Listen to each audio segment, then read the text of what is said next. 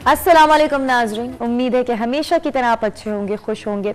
हमारी ये खुसूसी ट्रांसमिशन रमज़ानुल मुबारक की शहर रमज़ान ATV की तवज्जो से पेश की जा रही है और इस ट्रांसमिशन में आप जानते हैं कि बहुत ही हमारे खुसूसी मेहमान हमारे साथ यहाँ पे मौजूद होंगे, उनसे बहुत प्यारी गुफ्तगू होगी, हर टॉपिक को लेकर चलेंगे। एक और नई चीज़ सामने जो आई है वो ये है कि हम बहुत सारी चीज़ों को समझते भी हैं, जानते भी हैं, लेकिन उसे अच्छी बातों को किस तरह से स्प्रेड करना चाहिए वो आज मेहमानों से और फारूक जो हमारी को होस्ट हैं उनसे आप ज़्यादा अच्छे से सीख सकेंगे। अस्सलाम वालेकुम फारूक। वालेकुम अस्सलाम समरा। बिस्मिल्लाहिर्रहमानिर्रहीम। इय्याका नअबुदु व इय्याका नस्तईन।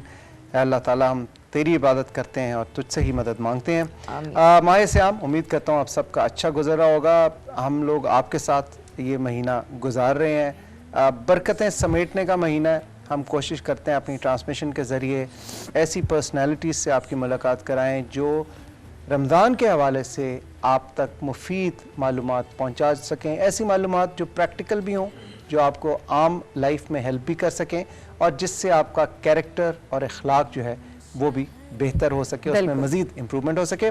ट्रांसमिशन का बाकायदा आगाज़ हम तिलावत कलाम पाक से करते हैं, लेकिन उससे पहले मैं अपने गेस्ट से तारुफ कराना चाहूँगा। बिल्कुल जी, हमारे जो गेस्ट यहाँ पर मौजूद हैं, ऑनरेबल गेस्ट, गिनीज बुक में उनका नाम भी आया है क्योंकि उन्होंने एक ऐसा रिकॉर्ड कायम किया, 5000 स्टोन्स एक टाइम पे एक पेशेंट से निकाल के रिमूव करे और बहुत ही अच्छे अंदाज में कि किस तरह से प्रॉब्लम भी नहीं हुई उस पेशेंट को। तो ये एक मार्का अंजाम दिया, साथ साथ he is general laparoscopic surgeon, head of surgeon. तो आइए वेलकम करते हैं, हमारे साथ यहाँ पे मौजूद हैं डॉक्टर नईम ताज साहब। अस्सलाम वालेकुम डॉक्टर साहब। और आपको एक मतलब फिर ये भी बताता चलूँ कि डॉक्टर साहब ने अभी कोरोना से रिकवर किया, तो इस हवाले से भी इनसे बात करेंगे। बहुत वी वेरी हैप्पी कि अल्लाह ताला ने बड़ा करम किया कि आपको सेहतयाबी मैसर हुई। ख़वातीन हज़रात, जैसा कि मैंने आपको बताया, ट्रांसमिशन का बाकायदा आगाज़ तिलावत कलाम पाक से करेंगे। कारी बुजुर्ग शाह अल अज़हरी प्राइड ऑफ परफॉर्मेंस हमारे साथ मौजूद हैं, उनसे दरख्वास्त करूँगा कि ये सादत हासिल करें। अऊज़ु बिल्लाहि मिनश शैतानिर रजीम।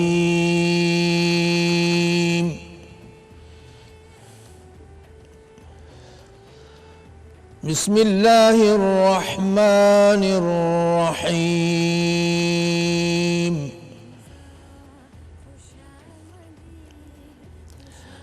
यौम नतवी अस्समाअ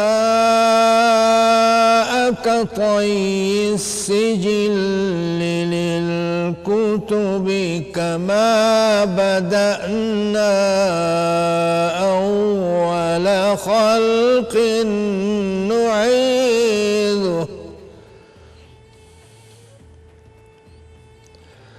कमा बदअना अव्वल खल्क़िन नुईदुहु वअदन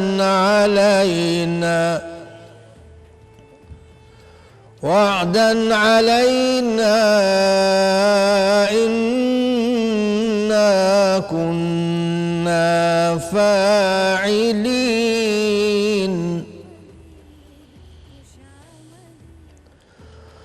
वलक़द कतबना फ़िज़्ज़बूर मिन बअदि ज़िक्रि अन्नल अर्द यरिसुहा इबादी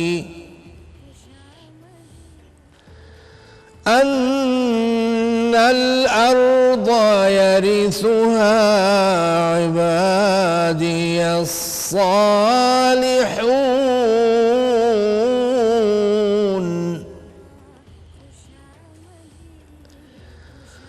इन्न फी हाज़ा लबलागन लिक़ौमिन आबिदीन। वमा अर्सलनाका इल्ला रहमतल लिल आलमीन। सदक़ल्लाहुल अज़ीम। तिलावत की गई आयात का तर्जुमा जिस दिन हम आसमान को लपेट लेंगे जैसे लिखे हुए कागजात लपेट लिया जाता है, जैसे हमने तख्लीक की इब्तिदा की इसे पलटा देंगे। ये वादा हमारे ज़िम्मा है, बेशक हम इसे ज़रूर पूरा करेंगे। और बेशक हमने बहुत सी नसीहतों के बाद ज़बूर में ये लिख दिया कि यकीनन ज़मीन के वारिस मेरे सालेह बंदे होंगे। बेशक इसमें इबादत करने वालों की कौम के लिए इबलाग हकीकत है। और हमने ए नबी सल्लल्लाहु अलैहि वसल्लम आपको नहीं भेजा मगर तमाम जहानों के लिए रहमत बनाकर। वमा अलैया इल्लल बलागुल मुबीन। कारी साहब, मैं आपकी ये किताब आपने मुझे गिफ्ट की, बहुत शुक्रिया जी। और मैं ये पढ़ रहा था और इसमें आसमानों के हवाले से, आसमान के हवाले से जो आपने तहकीक की, मैं चाहूँगा कि उस पर थोड़ा सा इक़्तिबास, जो हमने एक सिलसिला शुरू करना है। तो कुरान की आफाकियत इनकी किताब है जनाब, जदीद साइंसी, तारीख़ी और नज़रियाती तनाज़र में कुरानी मालूमात का ये इंसाइक्लोपीडिया है और कारी बुज़ुर्ग शाह अल अज़हरी की ये तसनीफ़ है, प्राइड ऑफ परफॉर्मेंस है। और आज हम इससे इक़्तिबास, इनसे मैं रिक्वेस्ट करूँगा कि वो हमें पढ़ के सुनाएं। जी बिस्मिल्लाह अर्ज़ करता हूँ। ज़मीन को अल्लाह ने मिट्टी से बनाया है और आसमानों को जमाशुदा लहरों, लोहों, पीतल, सोने, चांदी, सफ़ेद मार्बल और सुर्ख याकूत से बनाया है। इंसानों के बरतने के लिए अल्लाह ने ज़मीन पर पानी बनाया और अल्लाह ने ज़मीन पर जानदारों की ज़िंदगी का दारो मदार पानी पर रखा। और अल्लाह ने इंसान के बरतने के लिए ज़मीन पर आग का इंतज़ाम फरमाया। कुरान कहता है, भला देखो तो जिस आग को तुम जलाते हो उस लकड़ी को तुम पैदा करते हो या हम पैदा करते हैं। सूरह अल-वाक़िया आयत नंबर 71-72।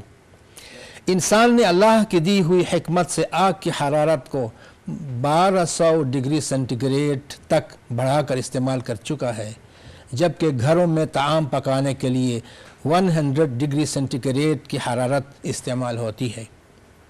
सूरज को अल्लाह ने ज़मीन से 10 लाख गुना बड़ा बनाया।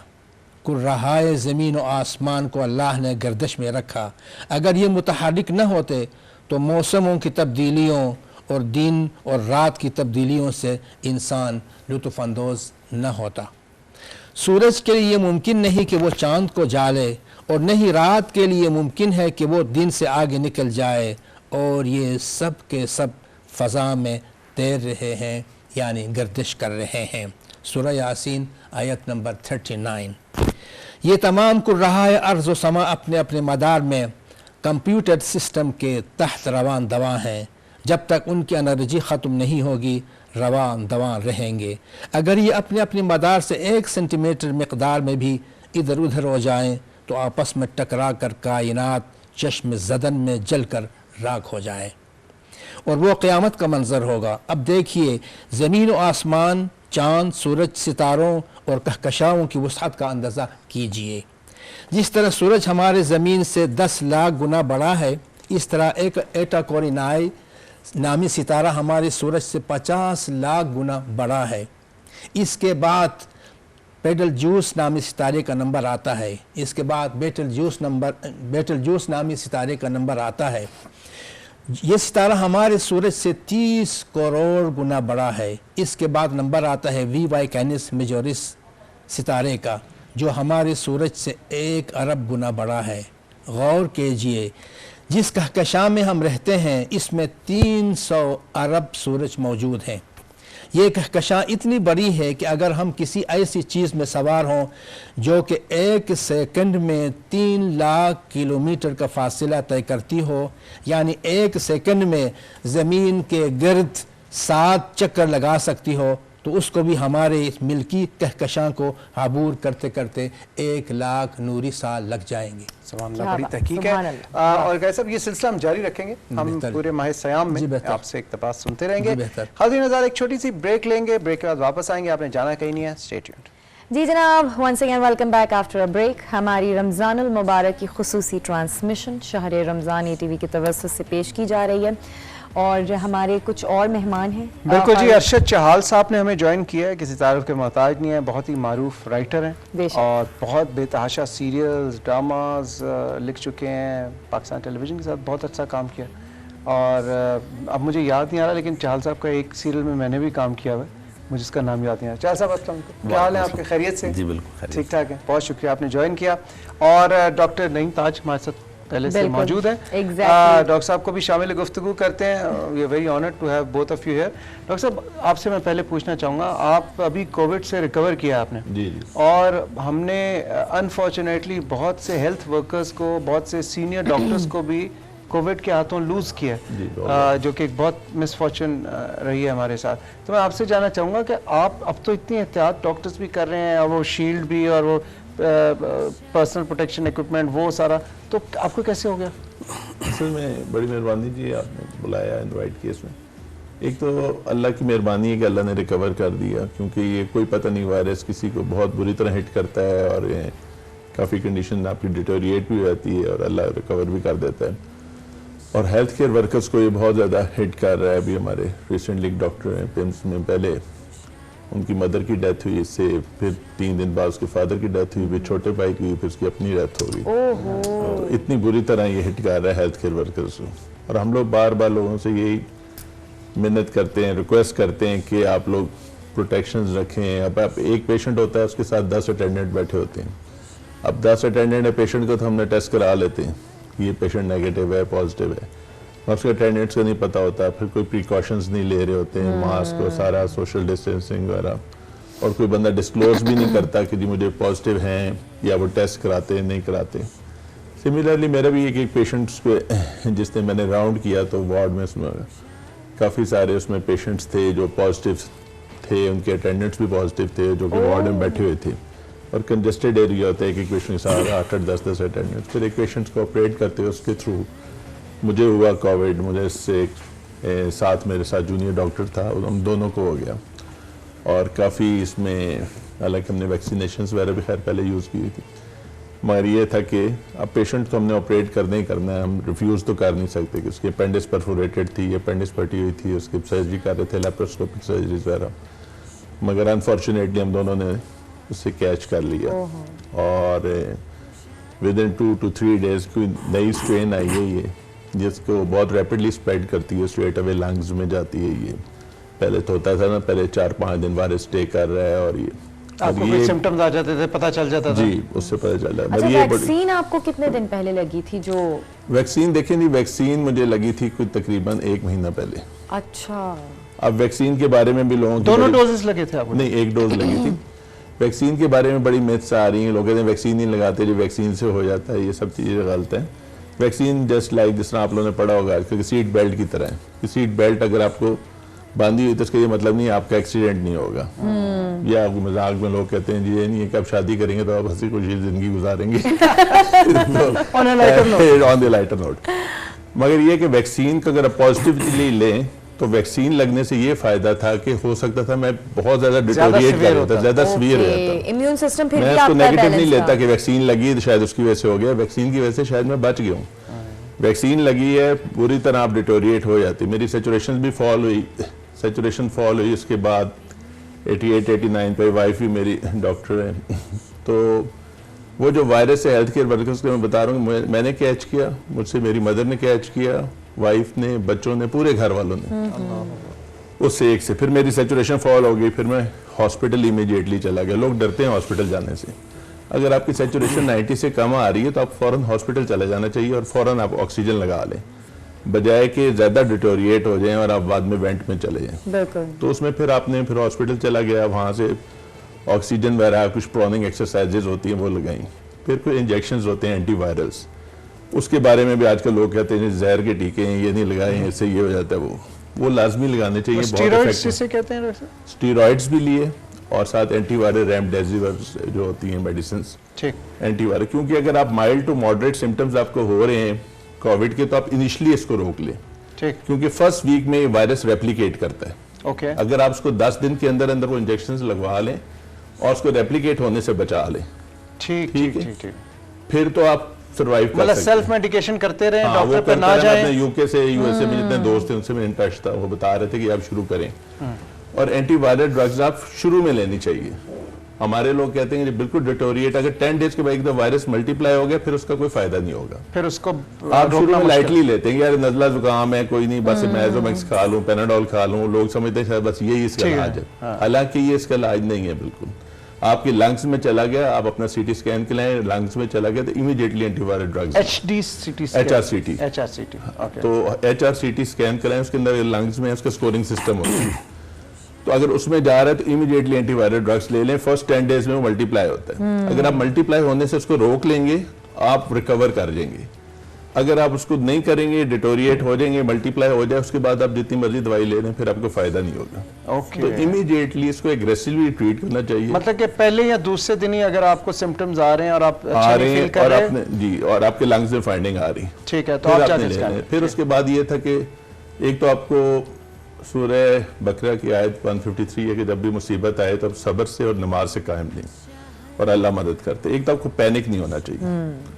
तो मुझे वो सारे कहते हैं परेशान ही मैं कि हम तो जो सर्जरी में करते रहते हैं काम शाम, तो हम तो वैसे ही उल्टे सीधे काम करते रहते हैं तो इसलिए परेशानी नहीं होती। नमाज से मदद लेनी चाहिए। तो नमाज मैंने उठ के पढ़ी, उससे इतना फायदा हुआ जिसकी हद नहीं, क्योंकि नमाज में जो आप सजदा करते हैं, सजदा इसकी मेन एक्सरसाइज है। वर्ल्ड वाइड अमेरिका में जितना भी करा रहे हैं उसमें सजदा कराते हैं, उसमें वो कफ आउट कराते हैं। जब मैं सजदे में जाता था तो मेरे लंग्स की सैचुरेशन बेहतर होती थी, कफ आउट करता था तो स्पूटम मेरा निकलता था। बेस पे लंग्स के ये वायरस जमा होते हैं, तो जब सजदा करते हैं तो बेस से निकल के बाहर आता है। अब दिन में देखें आप, एक दिन में आप 64 दफा सजदा करते हैं सारी नमाज में। तो ईशा की मैंने पूरी नमाज पढ़ी, उसके बाद मेरी सैचुरेशन बेहतर होनी शुरू होगी। तो अल्लाह की ये चीज है, हर चीज है हमारे पास, बिल्कुल, अगर हम उसको बिल्कुल। फॉलो नहीं करते। पहले मैं ईशा थोड़ी सी कम करके पढ़ लेता था, अब जब से वह पूरी Short form पूरी रिकायत पढ़ लेता तो और इसमें तो उसका बहुत फायदा है। तो और कितने वर्ल्ड दिन वाइड बाद- इसकी वो एक्सरसाइज है कि आप यूं हाथ रख के कफ आउट करें। कितने दिन रहा आपको डॉक्टर साहब? मैं जी 5 डेज ऑक्सीजन पे रहा, ओके, ठीक है, 5 डेज ऑक्सीजन पे रहा, एंटीवायरल ट्रीटमेंट्स ली, स्टीरॉइड्स लिए, 10 दिन इंजेक्शन वगैरह लगे। उसके बाद में वीकनेस बेतहाशा हो जाती है, इतनी हो जाती है कि उससे आपसे वॉक नहीं की जाती, और वो वीकनेस ऐसी है कि जो सबसाइड नहीं होती विद डाइट, जो विद पैसेज ऑफ टाइम ही आपकी रिकवर करती अच्छा, है। मतलब आप बिल्कुल, जिस- तो एग्जैक्टली। वो आपको मतलब एटलीस्ट 4 to 6 वीक्स या 8 वीक्स आपको बस बात ये वही आ बहुत जाती है कि एहतियात जो है वो एहतियात है, और जिसको हिट करता है तो फिर बहुत बुरी तरह करता है, मगर आप पैनिक ना हो, इंपॉर्टेंट चीज, और टाइमली ट्रीट कर लें इसको, और हॉस्पिटल जाने से ना डरेंगे, वेंट पे डाल देंगे। और अब हमारे डॉक्टरों को भी कुछ थोड़ी बहुत समझ आ गई, इतने ज्यादा पेशेंट्स मैनेज कर जी जी लिए, जी बिल्कुल। इमीडिएटली वो वेंट पे डालते भी नहीं है सैचुरेशन से। आप, मेरा मशवरा यही कि जितना मर्जी हो आप ऑक्सीजन पे रहें। ऑक्सीजन की टाइप्स होती हैं देने के लिए, रीब्रीदिंग मास्क होते हैं, बाईपैप होते हैं, सी पैप नहीं होते डॉक्टर साहब, हैं। मैं सॉरी एक छोटा सवाल मैं ये जानना चाहूँगा। आपने कहा कि भाई अगर आपको हो तो आप अपनी वो मेडिकेशन जो है दवाइयाँ बुखार की और वो ना खा के नहीं। आप जाके चाहे, तो कैसे पता चले? अक्सर लोग तो वैसे ही ठीक हो जाते हैं, कई लोग हैं जो 4 दिन 3 दिन में वैसे ही ठीक हो जाते हैं, तो जी। कैसे पता चला कि आपको दिखाना है या नहीं? ये जो वायरस है ये आपको ये हिट करता है 8वें या 10वें दिन, ये शुरू में कुछ नहीं करता। शुरू में मेरे लोग ख्याल से लाइटली ऑक्सीजन फिरते की रहते कमी हैं, आपको ज्यादा- ऐसी खांसी नजला जुकाम है, और बुखार इतना ज्यादा नहीं होता 102-3। तो कैसे पता चलेगा कि आपको 9900 डॉक्टर पे जाना है या नहीं जाना है? अगर आपका कोविड पॉजिटिव आया है जी, और आपको फीवर हो रहा है तो इमीडिएटली अपने डॉक्टर से 2-3 टेस्ट होते हैं, वो आप इमीडिएटली शुरू में करा रहे जाएं। हैं, देखेंगे ये जो वायरस आपके लंग्स में गया है या नहीं गया। ठीक ठीक, अगर तो फीवर हो रहा है साथ लंग्स में गया हुआ है तो फिर उसको इमीडिएटली ट्रीट करें, वरना ठीक। फिर ये है कि उसको आप सही। नॉर्मल। थैंक यू डॉक्टर बिल्कुल, साहब, आपसे हम बात करते हैं। अच्छा भाई, आपसे जानना चाहूँगा, आपने एक टेलीविज़न के लिए सीरीज़ लिखी थी जो अहदीस पे मबनी थी। आप एक हदीस लेते थे और उस पर एक स्टोरी पूरी आपने, वो बड़ी ज़बरदस्त थी। तो मैं चाहूँगा उसका कैसा एक्सपीरियंस रहा, कैसे वो कॉन्सेप्ट बना? फ़ारूक, वो बहुत ही अच्छी सीरीज़ थी, और वो भी रमज़ान और मुबारक में, खैर बहुत पहले वो लिखी थी मैंने, लेकिन वो एक्सपीरियंस बहुत ही अच्छा था ओके, कि एक हदीस हम लेते थे और उस हदीस का जो मफहूम है या जो उसकी मेन लाइन है उसके ऊपर एक स्टोरी बिल्ड करते थे हम अपने जो भी हमारे माशरे में जो कुछ हो रहा है उसके हवाले से। तो वो बहुत ही अच्छा एक्सपीरियंस हुआ था। लेकिन मैं देखता हूँ कि बहुत कम ऐसी चीज़ों की तरफ जो है वो तवज्जो दी जाती है। रमज़ान मुबारक में हमारे अब तो जो शोज़ होना शुरू हो गए हैं वो बहुत ही लाइव शोज़ में आपसे बेहतर कौन जानता है लेकिन इन चीज़ों की तरफ अगर हम तवज्जो दें जी जी कि जो हमारे पास इतना बड़ा सरमाया है अहदीस का, उनको हम अगर उनसे रहनुमाई लें, उनमें से हम कहानियाँ बनाएं और फिर लोग, और वो इतना अच्छा मैसेज डिलीवर करती हैं वो कहानियाँ। बेशक बेशक। आजकल मैं एक सीरीज़ लिख रहा हूँ कश्मीर कहानी के नाम से। ओके। उसमें भी हमने तकरीबन उसी से मिलता जुलता वो एक पैटर्न अपनाया है कि हम कोई एक वाक़या ले लेते हैं मकबूजा कश्मीर का या वहाँ के किसी भी इलाके का और उस पर एक कहानी डेवलप करते हैं। ओके। वहाँ पे लोग जो है वो पर्सनली क्या इस वक्त फेस कर रहे हैं, उनके मसाइल क्या हैं और दुनिया उनके बारे में क्या सोच रही है, आलम इस्लाम क्या सोच रहा है। तो ये चीज़ें जो है ये हमारे ड्रामों का हिस्सा बननी चाहिए, जिससे हम अपने मसाइल जो हम अब देखें कि इस वक्त जो सबसे बड़ा मसला हम फेस कर रहे हैं अपने पड़ोस से, वो कश्मीर का सब बहुत बड़ा मसला है। बेशक। और वहाँ के मुसलमान जो हमारे भाई हैं उनको जो कुछ वो फेस कर रहे हैं। अब अभी डॉक्टर साहब कोविड की बात कर रहे थे, तो कोविड से पहले जो लॉकडाउन हुआ था वो कश्मीर का लॉकडाउन हुआ था। आर्टिकल 370। बिल्कुल बिल्कुल। और इस खत्ते का जो तहफ़्फ़ुज़ है ना, पूरे खत्ते का, वो सारा इस इशू पे एग्जैक्टली और देखें कि कश्मीर ने सबसे पहले वो लॉकडाउन फेस किया और आज पूरी दुनिया वो लॉकडाउन फेस कर रही है। सही। अब दुनिया ऑटोमेटिकली कर रही है। अब उन्हें पता चल रहा है, अब उन्हें पता चल रहा है कि लॉकडाउन क्या चीज होती है, लॉकडाउन क्या चीज है। इसमें मजीद बात करेंगे, लेकिन एक छोटा सा हमें ब्रेक लेना पड़ेगा। समरा बहुत ब्रेक्स लेती हैं, चलें जरूरी है। ये भी हमारी ट्रांसमिशन का एक हिस्सा है जो कि करना जरूरी हो जाता है। फिलहाल हम जाते हैं छोटा सा ब्रेक के बाद वापस आते हैं। जी जनाब, once again welcome back after a break. Ramzan मुबारक की खुसूसी ट्रांसमिशन शहर रमज़ान में एक दफ़ा फिर आप सबको खुशामदीद कहूँगी। गुफ्तगू चल रही है, डॉक्टर नईम ताज भी हमारे साथ मौजूद हैं, अरशद चाहल साहब भी मौजूद हैं। डॉक्टर साहब आपकी तरफ आऊँगी। अभी इस वक्त थोड़ा सा एक और जो फोकस किया जा रहा है बीमारी के हवाले से या भी लोगों की जो रूटीन है लाइफ स्टाइल की, उसमें फैटी लिवर की बड़ी प्रॉब्लम्स जनरेट हो रही हैं और बहुत आपका लाइफ स्टाइल डिस्टर्ब हो जाता है। और फिर ऑब्वियसली जब एक घर का बंदा इतनी तकलीफ में हो तो पूरा घर ही जो है वो उसकी लपेट में आ जाता है। Exactly. तो उसको आप किस तरह से समझते हैं कि हमें पहले अवॉइड करना चाहिए, प्रिवेंट कर सकते हैं हम? देखिए, बड़ा अच्छा सवाल है हमारी, एक इसके नाम से पता चल रहा है कि क्या है फैटी लिवर। फैटी लिवर, क्योंकि जब आपकी बॉडी मैस इंडेक्स आपका इंक्रीज होगा और आपका वेट आप पुट ऑन करेंगे, तो जो फैट डिपॉजिट है वो खाली ये नहीं कि आपकी जिल्द पे होता है, ये सामने नजर आ रहा है एब्डोमेन पे होता है। अच्छा। ये फैट आपकी पूरी बॉडी में डिपॉजिट होता है। ये आपके लिवर पे भी होता है, ये आपके हार्ट पे भी होता है, ये आपकी वेसल्स पे भी होता है और जिसकी वजह से सर्कुलेशन वगैरह कम हो जाती है बॉडी पे। तो उसके लिए सिंपल ये है कि एक तो आप अपनी डाइट बड़ी हेल्दी डाइट रखें, फ्रूट वेजिटेबल्स और ज़्यादा फ्राइड चीज़ें इनका इस्तेमाल ना करें, पानी का ज़्यादा इस्तेमाल करें। और इसके लिए ये है कि अपना थोड़ा सा वेट रिड्यूस करें। अपना BMI देखेंगे, आपका BMI जो रूटीन BMI है उसके अंडर आना चाहिए। उसके अंडर अगर आपका वेट ज़्यादा होगा तो फैट डिपॉजिट होगा। आपकी जो ब्लड वेसल्स हैं हार्ट की, उसकी डिपॉजिट होता है, हार्ट अटैक हो सकते हैं, आपके फॉलेज हो सकता है, ब्रेन को हो सकता है, इसी तरह फैटी लिवर में। और फिर लिवर सुकड़ जाता है, जिसकी वजह से जो फारूक भाई ने कहा कि सिरोसिस ऑफ लिवर और ये सारे इसके साथ बीमारी हो जाती है। बेसिक रीजन क्या है? बेसिक रीजन आपकी ओबेसिटी मेन ओबेसिटी है, मेन आपकी ओबेसिटी है। फिर आपकी डाइटरी हैबिट्स हैं और इसकी जो ट्रीटमेंट है वो ये है कि ज़्यादातर लोग उसके लिए अपना वेट रिड्यूस करते हैं, इंटरमिटेंट फास्टिंग करते हैं। सही। अब आज का जिस तरह रमजान का महीना है तो आपकी अल्लाह ताला ने ऑटोमेटिकली इंटरमिटेंट फास्टिंग हो जाती है। आप 14 to 16 आवर्स आप खाली पेट रहते हैं। मगर हमारा प्रॉब्लम ये है कि जिस वक्त हम इफ्तारी करते हैं ना, तो उस वक्त हम वो सारी जो चीजें नहीं खानी चाहिए वो हम इस्तेमाल करना शुरू कर देते हैं। हम फ्राइड चीजें भी लेते हैं, फिर हम सॉल्टी भी ज्यादा लेते हैं। हम डॉक्टर साहब दोनों एक्सट्रीम्स करते हैं, दोनों फास्टिंग करते हैं तो वो भी करते हैं 16 घंटे और फिर जब खाते हैं तो फिर वो उसके बाद फिर आप वो इस तरह कर देते हैं कि जिस तरह पता नहीं कोई वलीमा है या क्या है। तो आपको सिंपल डाइट रखनी चाहिए और आपको पानी बड़ा देख के लेना चाहिए, वेजिटेबल फ्रूट्स लेने चाहिए और नेचुरल चीज़ें लेनी चाहिए, जूसेस लेने चाहिए आपको, स्मूदी लेना चाहिए, मिल्क लेना चाहिए, और जो सॉल्टी चीज़ें हैं उसको कम करना चाहिए, फ्राइड चीज़ें बिल्कुल नहीं लेनी चाहिए आपको। अल्लाह ताला ने आपको पूरा एक मौका दे रहा है कि आप अपने फैटी लिवर से निकल आए थ्रू, निकल आए, बिल्कुल। मगर उसके लिए जरूरी है बाद में फ्राइड चीजें, ये फैटी डिपॉजिट रिमूव हो सकते हैं डॉक्टर? जी बिल्कुल हो सकते हैं, अगर आप अपना रूटीन वेट से 5-10 kg अपना वेट कम करें तो और आपके जो ट्रीटमेंट है आपकी जो हाइपर कोलेस्ट्रॉल्स की और लिपिड्स जो आपके ज्यादा होते हैं बॉडी के, उसकी ट्रीटमेंट ही फास्टिंग है। अच्छा, तो अगर आप अल्लाह की चीजों को फॉलो करेंगे तो आप बिल्कुल ठीक सारे रहेंगे। मसलों का हल तो वहीं पर ही हमारे पास हल और होता है। ऐसे भी है, और बाद में अगर आपने लेना है, शुगर लेनी है तो खजूर वगैरह लें, मगर ये कि वो जिस तरह है कि थोड़ा सा भूख रख के खाना खाएं, और भूख जब रहती हो उस वक्त खाना। अच्छा डॉक्टर साहब ने एक और बात की, मैं यहाँ पे रिएटरेट करना चाहूँगा for the benefit of everyone who is watching, कि वैक्सीन जो है वो लगवानी ज़रूरी है जी, वो ज़रूर लगवाएं और उसका बहुत फ़ायदा है। और ऑब्वियसली हुकूमत पाकिस्तान जो है वो फ्री ऑफ कॉस्ट ये जो है, अभी एज वाइज हम जा रहे हैं, अभी 60 पहले 70 प्लस था, फिर 60 प्लस, अब 50 प्लस की रजिस्ट्रेशन शुरू हो गई है, फिर क्योंकि जब तक सबकी वैक्सीनेशन नहीं होगी ये डिजीज़ ख़त्म नहीं होगी, ख़त्म तो वैसे भी नहीं।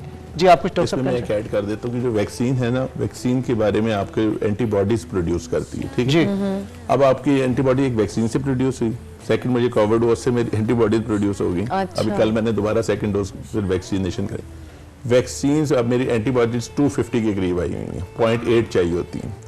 तो वैक्सीन आपको इतना बिल्डअप कर देती है कि आप इसके अगेंस्ट अपना फाइट कर लेते हैं। और ये हर एज, मतलब जिस तरह गवर्नमेंट ने किया है बहुत अच्छा सेटअप किया है, मगर इसके अगेंस्ट जिस तरह आप बता रहे हैं कि वो प्रोपेगेंडा, आपको पता है हर दौर में एक कोई भी अच्छी चीज होती है उसके खिलाफ भी कुछ एक स्कूल ऑफ थॉट है जो चलती रहती है। लेकिन मुझे लाइटर नोट में पूछना चाहूंगा डॉक्टर साहब, ये 249 जो आपकी फालतू हो गई है प्रोड्यूस, ये किसी और को दे दें, आपको तो 0.8 ही चाहिए। अब मैं दोबारा इसलिए काम करना शुरू कर दिया, सर्जरीज कर दी, अब मुझे इतनी इम्यूनिटी आ गई और अल्लाह ने शायद मुझसे कुछ और काम लेना हो जो मुझे अल्लाह ने जिंदगी दी है और इसके साथ लिए। और अल्लाह का हमें बहुत शुक्र करना चाहिए कि अगर हम 5 दिन हॉस्पिटल रहते हैं, ऑक्सीजन हम आम दिनों में ऑक्सीजन ले रहे होते हैं और हमें कदर नहीं होती ना इस चीज की। और जो 5 दिन हम उनसे ऑक्सीजन लगाई होती है, हम उनके इतना शुक्रिया अदा करते हैं जिसकी कि उसके पैसे देने पड़ते हैं। हाँ, इसलिए आप शुक्रिया अदा करते हैं। बिल्कुल, ये तो फ्री ऑफ कॉस्ट है, हमारा फ्री था जाना था, हमारी ये था कि अल्लाह की इतनी नेमत है जिसकी हमें एहसास नहीं होता कि हम आराम से सांस ले रहे हैं और हर वक्त अपनी सैचुरेशन नहीं देखनी पड़ती और अल्लाह का। नहीं बिल्कुल जी, इसमें हुकूमत पाकिस्तान का हमें हाथ बटाना है और वैक्सीनेशन तेजी से जल्द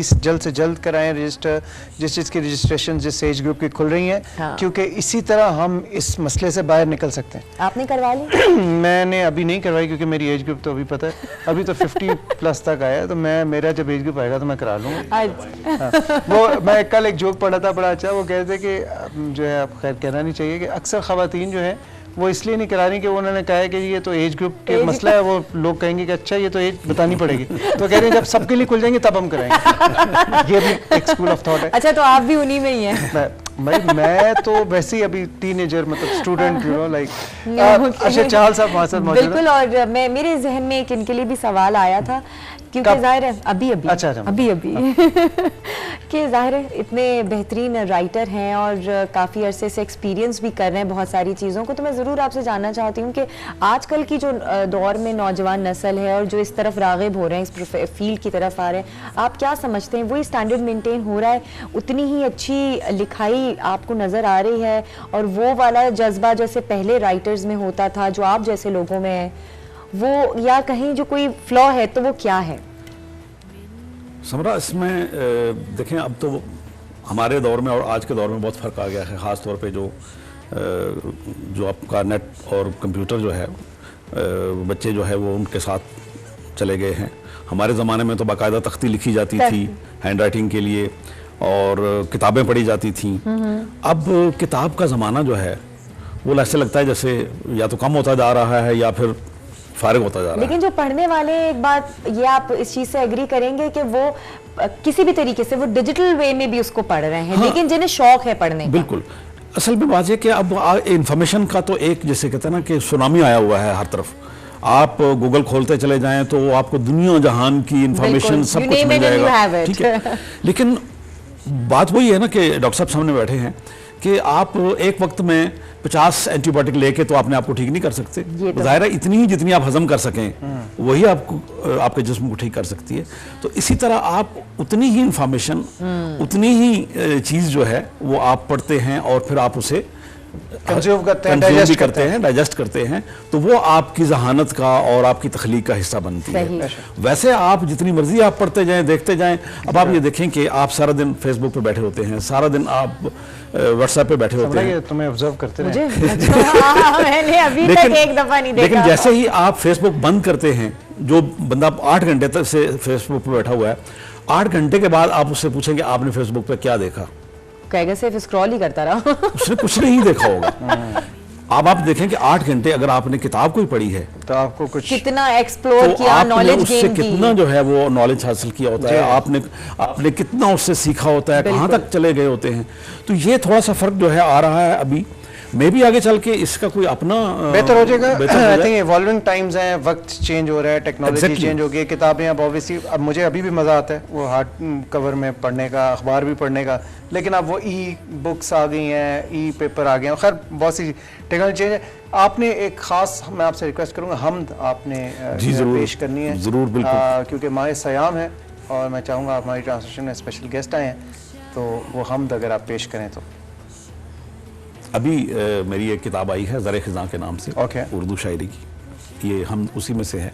सुभान मेरे दिल को नई उम्मीद से आबाद करता है, मेरे दिल को नई उम्मीद से आबाद करता है, मैं उसको याद करता हूँ, वो मुझको याद करता है। वाह वाह, सुभान अल्लाह। वो लिखता है घटाओं पर कोई पैगाम बिजली से, वो लिखता है घटाओं पर कोई पैगाम बिजली से। वो लिखता है घटाओं पर कोई पैगाम बिजली से, वो चढ़ते अब्र की आवाज में इरशाद करता है। वाह, सुभान अल्लाह। तवक्कल पर जो चलता है वो उसके साथ चलता है, वाह। तवक्कल पे जो चलता तवक्कल है पर जो चलता है और उसके साथ वो उसके साथ चलता है, उसे फिक्रे जहां से हर तरह आजाद करता है। वाह, सुभान अल्लाह। ये बादल, चांद, सूरज, फूल, खुशबू, रोशनी, तारे, ये बादल, चांद, सूरज, फूल, खुशबू, रोशनी, तारे, वो हर मंजर के रंगों से मेरा दिल शाद करता है। सुभान अल्लाह। फरिश्ते मुस्तरिब होते हैं उसकी दर्दमंदी से, फरिश्ते मुस्तरिब होते हैं उसकी दर्दमंदी से, परिंदा आशियां में जब कोई फरियाद करता है। वाह वाह वाह वाह, अल्लाह पाक हमारी कैसे नहीं सुनता। तो एक परिंदे के लिए भी फरिश्ते तड़प उठते हैं। बिल्कुल। फरिश्ते मुस्तरिब होते हैं उसकी दर्दमंदी से, परिंदा आशियां में जब कोई फरियाद करता है, वो मेरे दिल में रहता है बहारे जाविदां बनकर, वो हर शाखे तमन्ना को हमेशा शाद करता है, वाह, मैं उसको याद करता हूँ, वो मुझको याद करता है।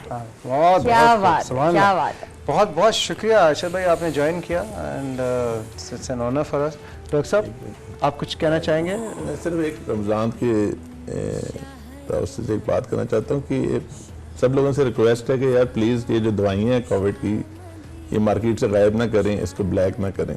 आजकल सारी दवाइयाँ गायब हैं अच्छा, मार्केट से और मिल नहीं रही, और जो लाइफ सेविंग ड्रग्स हैं उसकी जो उसकी कीमत 20,000 थी वो 1.25 लाख 2-2 लाख की मिल रही है।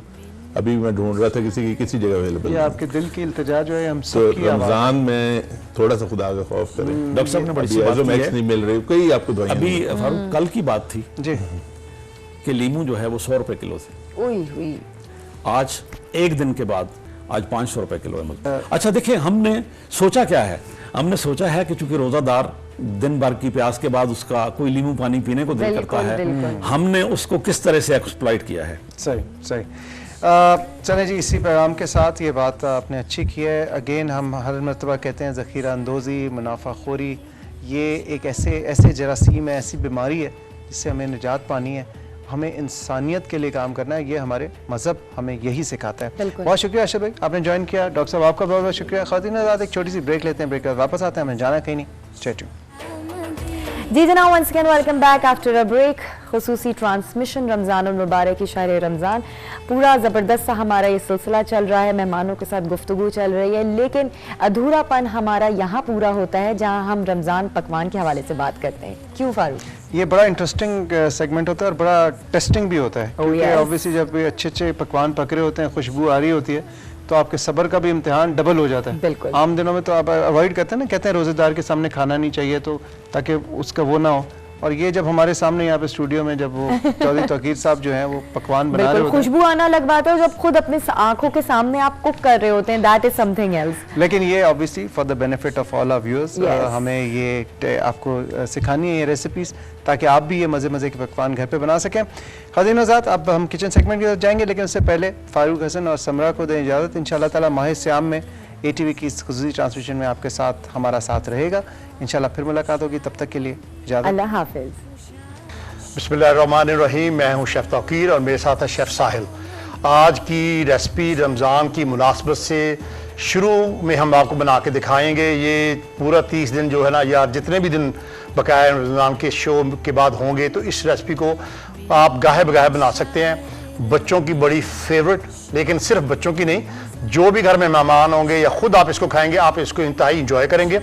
आज की रेसिपी हम पूछते हैं साहिल साहब से कि साहिल साहब हम क्या बना रहे हैं आज? पोटैटो चीज़ बॉल।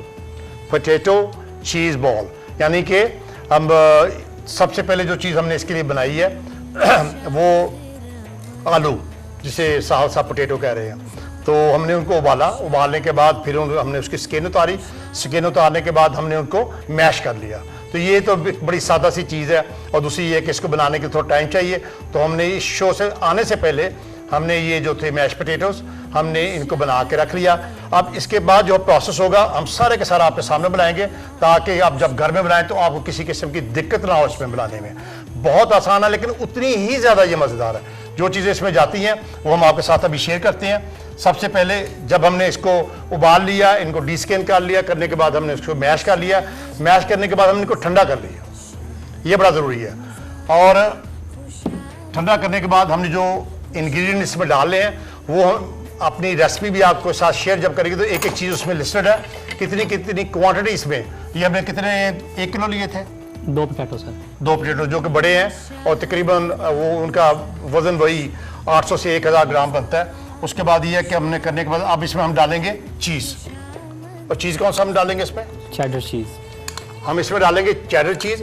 और अब जैसे हमने इस पर डाला है, इसमें एक और छोटा सा जो टोटका चीज़ के लिए वो ये है कि अगर आप इसको हाथों से तोड़ लें, चीज़ को हाथों से तोड़ लें, तो ताकि ये पूरी तरह जो है ना, सारा जो हमारे मैश पोटैटोज हैं, जो हमने उबाले हुए आलू हैं, उसमें ये अच्छी तरह से मिक्स हो जाए। उसके बाद हमने इसमें डालना है मक्खन। मक्खन हमने हमेशा आपसे कहा कि हम वही इस्तेमाल करते हैं, खासकर मेरे किचन में, या मैं यहाँ पर भी जब बनाता हूँ तो हम खालस मक्खन लेके आते हैं। हम जहाँ से भी इसको लेके आते हैं वहाँ से हम इसके बहुत ज़्यादा एक्स्ट्रा पैसे दे के लाते हैं, ताकि चीज़ अच्छी बने। तो उसके बाद हमने इसमें डालना है नमक।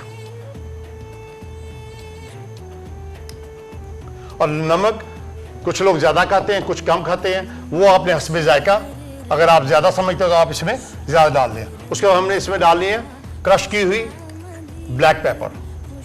पाउडर नहीं डालना, वरना इसका वो मज़ा नहीं आना जो इस रेसिपी में आता है। अब ये है कि साहिल ने ग्लव्स पहने हुए हैं, हम इसको मिक्स करेंगे। और चीज़ मेक श्योर के चीज़ जो है प्रॉपरली टूट के उसमें हर बाइट में चीज़ का जो है ना, क्योंकि बच्चे आपको पता है पोटैटो और चीज़ दोनों ही बहुत शौक से खाते हैं। इसके अलावा खैर जब हम बनाएंगे तो आप देखेंगे कि आप भी बड़े भी जो इसको खाएंगे तो इतना ही इसको एंजॉय करेंगे, बजाय इसके कि वो पकौड़े और वो समोसे, वो भी खैर चलते हैं इसके साथ रमज़ान में। लेकिन ये रेसिपी हमने स्पेशल आपके लिए बनाई है। जैसे दूसरे शो जो हमारे थे उनमें भी हमने हर वो चीज़ बनाने की कोशिश की है जो रमज़ान को सूट करे, आपको बनाने में जल्दी बने, तेज़ बने। अब ये चीज़ जो है हम आपके सामने मिक्स कर रहे हैं। अब इसका दूसरा टोटका ये है कि आप इसको मिक्स करके रख लें घर में, फ्रिज में रख लें, और जैसे ही आपके मेहमान आए या आपका रोज़ा खुलने का टाइम हो तो आप इसको जो है ना 10 मिनट पहले इसको फ्राई करें। करने के बाद इसको आप जो चीज़ आप जिसके साथ इस्तेमाल कर सकते हैं वो है केचप। वो है केचप में अगर आप चाहें तो ग्रीन चटनी डाल लें, ग्रीन चटनी नहीं तो उसमें आप डाल लें दूसरा, हम बनाते हैं चिली, रेड चिली की सॉस बनाते हैं, जो कि काफ़ी दफ़ा मैंने आपको उसकी रेसिपी बनाई है। 2-3 चीज़ें बेशक मिक्स कर लें, वरना बच्चों के लिए सिर्फ केचप इस्तेमाल करें। और बड़े जब इस जो हम चीज़ बनाएंगे तो इन चीज़ों को मिक्स करके, तो इसमें जो खट मीठा जो जायका है ना, आप वो उसको देखिएगा। तो हमने इनको अच्छी तरह से मिक्स किया। अच्छा, मिक्स करने के बाद जो अगला प्रोसेस है वो है हमने इसको फ्लावर में ड्रेज करना। आपने अब साहल जो इसका आप देख रहे हैं साइज, मैं अगर बच्चों के लिए बनाऊंगा तो इसका साइज छोटा होगा, तो ये थोड़ा सा बड़ा हम बना रहे हैं क्योंकि ये रेसिपी बड़ों के लिए भी इतनी खूबसूरत है जितनी ये बच्चों के लिए है। तो बच्चों के लिए आप जो साइज है इसका आधा कर दें। मैं ये 3-4 पीस बनाऊंगा और बाकी जो इसको जिसको मावा कहते हैं आप घर में सादा ज़बान में, तो ये बाकी जो मावा बचेगा ये आप अपने फ्रिज में रख लें। और जब भी इसको बनाए मावा निकाला, उसी तरह आपने इसको फ्लावर में ड्रेच किया। उसके बाद अंडा है, अंडे के बाद हमने इसके ऊपर लगाना है ब्रेड क्रम्स। वो सादा चीज़ें, सस्ती चीज़ें, कोई ऐसी चीज़ हम आपके पास नहीं लेके आते जो बड़ी महंगी हो। आप कहें कि अच्छा ये रेसिपी है तो घर में बनाएं तो इसके ऊपर बड़े पैसे लगते हैं। चीज़ें हम हमेशा बनाते हैं आसान सी जो घरों में बन जाए, और जिस तरह से मैं आपको एक्सप्लेन कर रहा हूँ बना रहा हूँ इसी तरह से। तो ये अब देखिए, ये मैं इसका मावा जो एक्स्ट्रा मावा है ये मैं एक साइड पे रख रहा हूँ। अब इसको हम जो है एक अंडा लिया, हमने एक अंडा लिया है, इसको मिक्स कर लें जी। इसको फ्लावर में अच्छी तरह से रोल करें, जिस तरह से आप अपनी स्क्रीन पे देख रहे हैं करके। तो इसको सारों को रख लें। ये भी वो एक स्टेप है कि जो आप पहले से करके रख सकते हैं। इसका ये मज़ेदार किस्म की ये रेसिपी है कि आप इसको तकरीबन सारा कुछ डन करके रख लें। जैसे गेस्ट आए या रमज़ान में रोज़े का खुलने का वक्त है तो 10 मिनट पहले फौरी तौर पर इसको फ्राई करें और पकौड़ों की जगह पे या पकौड़ों के साथ या समोसे के साथ या कचौरी के साथ वो चीज़ जो है इसको भी ऐड करें। और इसका फिर आप टेस्ट देखिएगा, मज़ा देखिएगा उन चीज़ों के मुकाबले में इसका टेस्ट जो है वो कितना अच्छा है। अब इसको हम जो हमने अंडा एक लिया था उस अंडे में फोल्ड करेंगे। फोल्ड करने के बाद हमने ये जो है अपना हमने इसके बाद जो अगला स्टेप है इसका ब्रेड क्रम्ब में डालेंगे। Bread crumbs. अच्छा, ब्रेड क्रम्स के बारे में एक चीज़ मैंने देखा कि लोग बाजार से ब्रेड क्रम्स लेके आते हैं। मैं इसका भी तरीका जल्दी से बता दूं कि ब्रेड क्रम्ब जो आपकी ब्रेड बच जाती है आप उसको टोस्ट कर लें ब्रेड को, ठीक है जी। टोस्ट करने के बाद आप अपने उसमें उसको तोड़ें हाथ से तोड़ने के बाद आप उसको डालें उसमें अपना ग्राइंडर में, और ये आपकी फ्री में बन के इसमें आपको जो है ना बहुत एक तरह से बना के आप इसको जार में डाल लें। डालने के बाद रखिए, जब भी इसको बना रहा हूं इसमें इसको ड्रेज किया। ड्रेज करने के बाद आपको जो है ये इसको जब जैसे साहल अच्छी तरह से इसको ताकि काफी जो मिकदार है ना इसकी अपना ब्रेड क्रम्ब की, क्योंकि ये क्रंच है आपके मुंह में ना, जब आप लोग इसको चटनी लगाएंगे साथ में ये क्रंच होगा तो आप मजा जो है ना आपका दुबाला होगा। अभी हम ये कर रहे हैं, आप जरा हम आपके साथ अपनी रेसिपी शेयर कर लें, आपके साथ आप रेसिपी नोट कर लें। जैसे रेसिपी नोट करके आप वापस आएंगे तो हम आपके सामने इसको फ्राई करके इसको फिनिश करेंगे।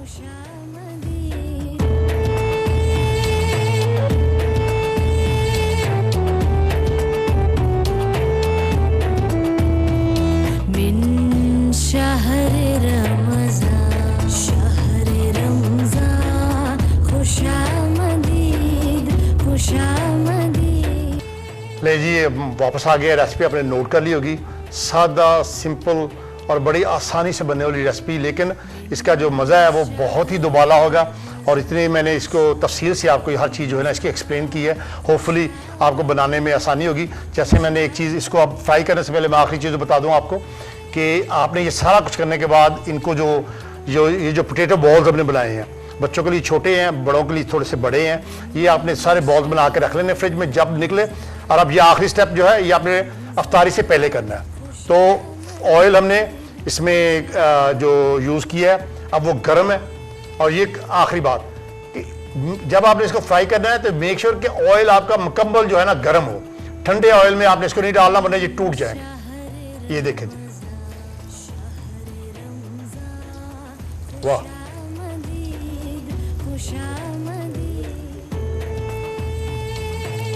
अब आप देख रहे हैं कि ऑयल मेरा गर्म था, हमने 4 पीस उस मावा में से बनाए। और ये है कि अगर ज़्यादा ऑयल गर्म होगा तो ये बड़ी जल्दी से जो है ना ये ब्राउन होंगे, और आपने इन पर नज़र रखनी है आपने, क्योंकि ये बिल्कुल ये देखें क्योंकि मेरा ऑयल ज़्यादा गर्म था। अब ये सेकंड्स में हुई बात, ये देख लें। और मैं साथ ही अपना ऑयल फुल गर्म है, मैं इसको बंद कर रहा हूँ नीचे सीट को, ये लीजिए। अब मेरा ऑयल इतना गर्म है कि जैसी अजान में 5 से 7 मिनट रहते हो, आपने इसको गर्म ऑयल में इसी तरह फ्राई करके बाहर निकालना है। साथ में मैंने आपको 3 किस्म की बताई है इसकी।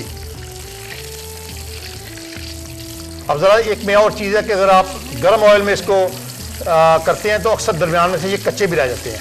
तो कोशिश कीजिए कि बहुत ज़्यादा गर्म ऑयल ना हो, तो थोड़ा सा हो जिसमें ना ये इसकी जो हीट है अंदर तक, जो वैसे तो हर चीज़ इसकी पकी हुई है जो हमने इसमें डाली है। तो ये मुकम्मल अब जी सर। और अब अगर ये फटे तो आप देखेंगे इसमें से जो इसका चीज़ हमने डाला था ना, वो चीज़ इसमें से बाहर जो है ना उसमें क्रैक्स बाहर आएगा। बल्कि इसमें से मैं देखता, हाँ ये देखिए इसमें ये हल्का सा ज़्यादा, ये लीजिए, ये ज़रा थोड़ा सा इसका ऑयल खुश्क होने दें। आप देखिए फिर खूबसूरत गोल्डन ब्राउन कलर इसका, गोल गोल मज़ेदार से। और जैसे ही आपने इनको बाहर निकालना है, आपने अफ्तारी के साथ इनको आपने बना के खाना आपने इनको। और जो 3 किस्म की रेसिपीज़ हैं मैंने आपको बताई, चटनियाँ जो आपने इसके इस्तेमाल करनी है, ये जी वाह, ये आप ज़रा ऑयल उठा के नीचे रखें। और अब इसके साथ हमने जो है मैंने केचप भी रखी है, लेकिन हम आपने शोज़ में जो ग्रीन चटनी और रेड चिली चटनी वो हम आपको दिखाते हैं बना के। तो आप उसके साथ किसी भी चटनी के साथ केचप मैंने इसलिए इस्तेमाल की कि ये ज़्यादातर बच्चे बड़े शौक से खाते हैं इसको, क्योंकि इसमें चीज़, पोटैटो और वो सारी चीज़ इसमें शामिल है। आज की ये खूबसूरत सी रेसिपी आसान और बड़ी तेज़ी से बनने वाली, मावे से लेके आखिर तक हमने आपको बना के दिखा दी है। तो पूरा मावा बना के आप फ्रिज में रखें, निकालें, इसको ब्राउन करें, ड्रज करें उसमें, और करने के बाद इसको फ्राई करें, बाहर निकाल लें। और इसमें यह है कि कोई चीज़ इसमें ऐसी नहीं है जो कि आपकी सेहत के लिए अच्छी ना हो। तो आज की ये रेसिपी मैं और शेफ साहल आपसे इजाज़त चाहेंगे। इंशाअल्लाह ताला कल फिर मुलाकात होगी एक नई रेसिपी के साथ। तब तक के लिए हमें दीजिए इजाज़त। खुदा हाफिज़।